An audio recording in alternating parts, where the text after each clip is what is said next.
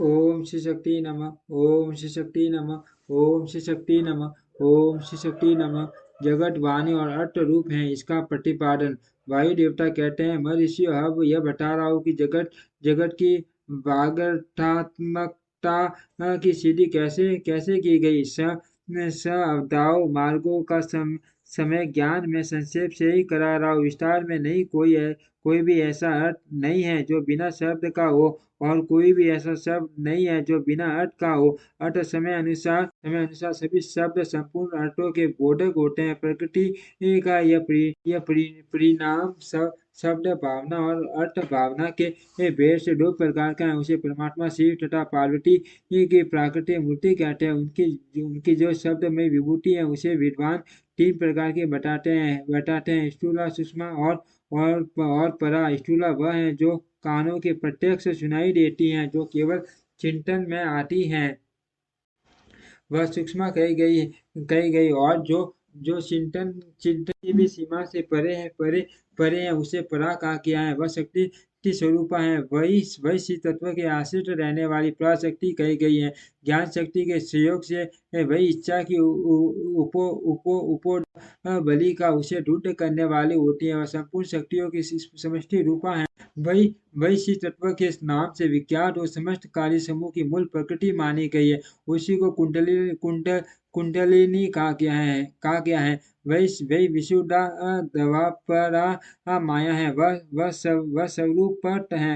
वह स्वरूपत विभाग रहित होती हुई भी अड्डवाओं के रूप में विस्तार को प्राप्त होती है। उन अड्डवाओं में से तीन तो शब्द रूप हैं और तीन अर्थ रूप बताए गए हैं। सभी पुरुषों को आत्मशुद्धि के अनुरूप संपूर्ण तत्वों के विभाग से लय और भोग के अधिकार प्राप्त होते हैं। वे संपूर्ण तत्व के कलाओं द्वारा यथा योग्य प्राप्त है। प्राप्त प्रकृति जो आदि में 5 प्रकार के परिणाम होते हैं, वे ही निवृत्ति आदि कलाएं हैं। मंत्र मंत्र ढवा, पड्डा ढवा और वर्णा ढवा, ये तीन शब्द से संबंध रखते हैं, तथा भुवना ढवा, तत्व ढवा और कला ढवा, ये तीन अर्थ से संबंध रखने वाले हैं। इन सब में ही परस्पर व्याप्य व्यापक भाव बताया जाता है। संपूर्ण मंत्र पदों से व्याप्त है, क्योंकि वे वाक्य रूप हैं। संपूर्ण पद भी वाणी वर्णों से व्याप्त है, क्योंकि विद्वान पुरुष वर्णों के समूह को ही पद कहते हैं। वे वर्ण भी भुवनों से व्याप्त है, क्योंकि उन्हीं में उनकी उपलब्धि होती है। भुवन भी तत्वों के समूह द्वारा बाहर भीतर से व्याप्त है, क्योंकि उनकी उत्पत्ति ही तत्वों से हुई है। उन कारण पूर्ण तत्वों से ही उनका आरंभ हुआ है।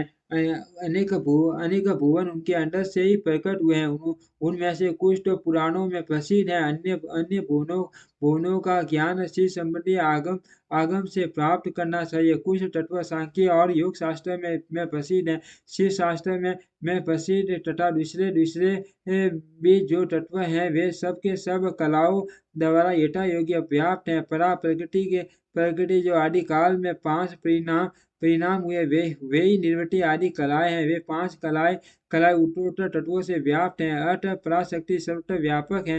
वह विभाग रहित होकर भी अडवाओं के रूप में विभक्त है। विभक्त शक्ति से लेकर पृथ्वी तत्व पर्यंत संपूर्ण तत्वों का प्रादुर्भाव शिव तत्व से हुआ है। अर्थ जैसे गधे आदि मिट्टी से व्याप्त है, उसी प्रकार वे सारे तत्व एकमात्र शिव से ही व्याप्त है। जो संअवदाओं से प्राप्त होने वाला है वही शिव का परम धाम है।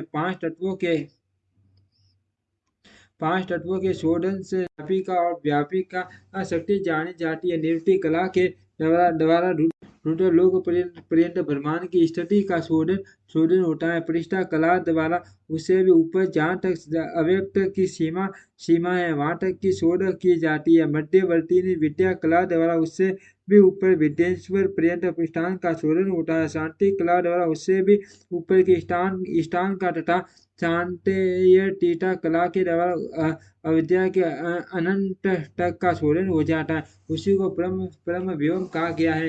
ये 5 तत्व बताए गए हैं, जिनसे संपूर्ण जगत व्याप्त है। वही साधकों को यह सब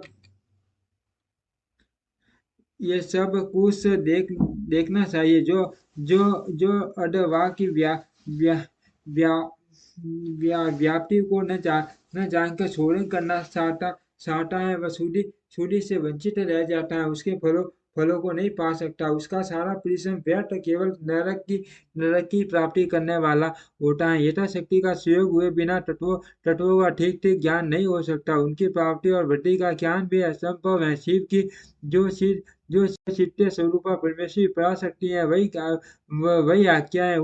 उस कारण रूपा आज्ञा के सहयोग से ही शिव संपूर्ण शिव के अधिष्ठान होते हैं। विशाल दृष्टि से देखा जाए तो आत्मा में कभी विकार नहीं होता।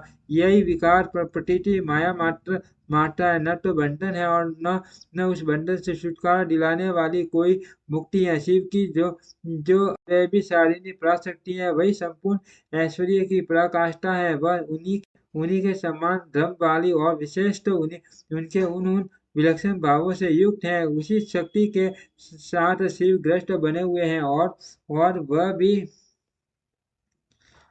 वे सदा उन शिव के ही साथ उनकी गृहिणी बनकर रहती हैं। जो जो प्रकृति जन्य जगत रूप कार्य है, वही उन शिव दंपति को संतान है।